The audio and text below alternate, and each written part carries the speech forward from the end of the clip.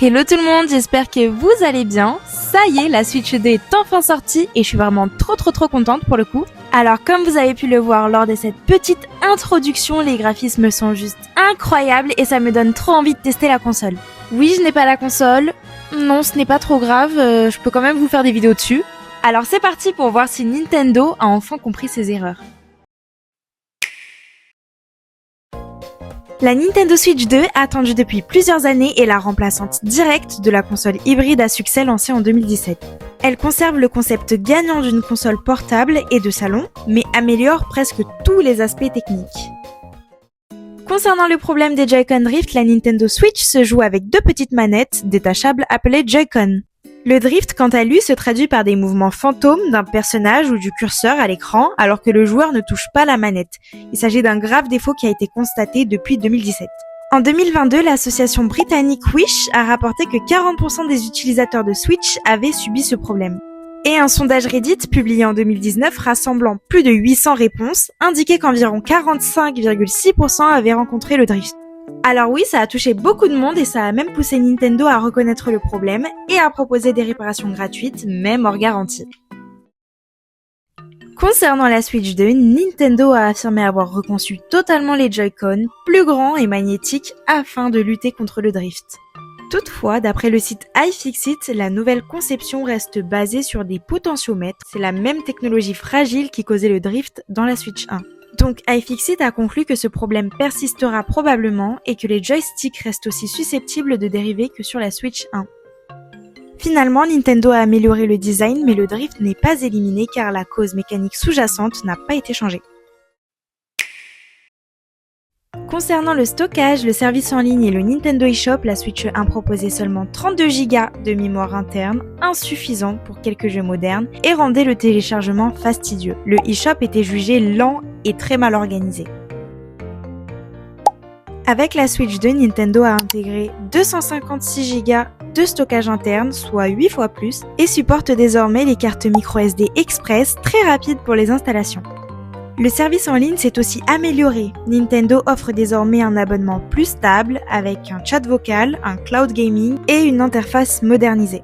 Donc finalement sur ces points, Nintendo a clairement corrigé les limites de la précédente console et c'est ce qu'on voulait. Alors concernant la réparabilité, donc la facilité de réparer soi-même la console, c'est un petit peu plus compliqué. iFixit, notre spécialiste des démontages, a donné une note de 4 sur 10 à la Switch 1. C'est cette note qui a été donnée car la batterie était collée et les vis étaient spéciales, ce qui rendait plus difficile le montage et le démontage de la console. Aujourd'hui, la Switch 2 a obtenu une note de 3 sur 10, donc elle est encore moins réparable d'après iFixit. Pourquoi ?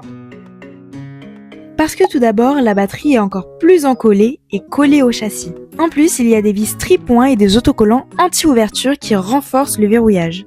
Et enfin, il y a des composants clés comme le stockage, le port USB-C, le lecteur de cartouches qui sont soudés sur la carte mère.